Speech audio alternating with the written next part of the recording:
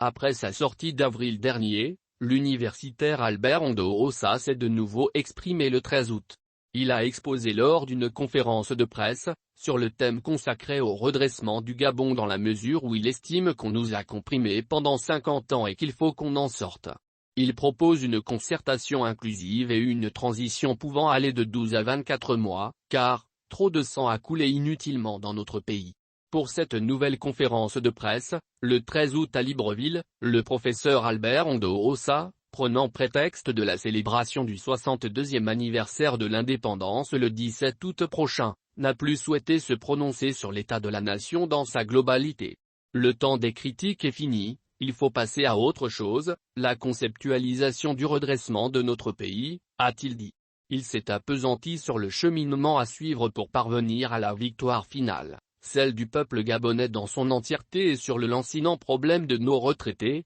proposant le départ sans heurts du président Ali Bongo Ondimba et le redressement du pays, dont le préalable est une transition de 12 à 24 mois. L'universitaire qui, lors de sa précédente conférence de presse, insistait sur le fait que le PDG, Parti démocratique gabonais, a non seulement échoué sur tous les plans mais, en plus, il utilise malicieusement les leviers de l'État pour empêcher, par la corruption, la coercition, et la fraude, l'épanouissement des autres partis et même tout simplement une expression politique saine dans notre pays, estime la première étape du cheminement à suivre repose sur la restauration de la dignité et de la fierté du peuple gabonais, la révision, selon les normes consensuelles, de l'échelle des valeurs de la société et procéder à une meilleure gestion des élites et des ressources humaines. Selon Ondoosa depuis 2009, le peuple gabonais a perdu sa dignité, ce qui signifie qu'il a été rabaissé et humilié, car s'étant retrouvé à de nombreuses occasions dans une situation dégradante.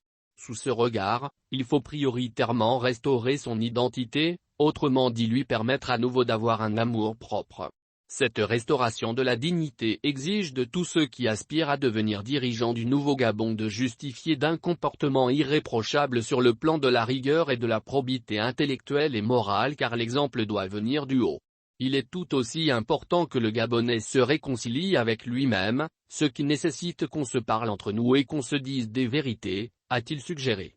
S'agissant de l'échelle des valeurs de la société gabonaise, l'économiste indique que les Gabonais doivent convenir de passer de la suprématie de l'avoir à la prépondérance de l'être. Ce qui signifie que la valeur d'un homme ne se mesurerait plus à l'épaisseur et la profondeur de son portefeuille, mais à ses qualités humaines et morales. Il estime que cela devra être le principal fondement de nos choix de personnes et surtout de nos choix des responsables. Il devra ainsi en être du choix du futur président de la République, celui de nos futurs députés, de nos ministres et des hauts responsables des administrations publiques, parapubliques, ou privées. Albert Ondoosa insiste également sur le fait que le peuple doit se donner les moyens de se libérer, ce qui lui évitera de courir comme un mendiant derrière les candidats fortunés, mais parfois peu vertueux. La deuxième étape de ce cheminement consiste à trouver des solutions concrètes et idoines aux problèmes courants, tels que comment traiter les compatriotes qui ont détourné et pillé l'argent public, comment corriger tant d'injustices,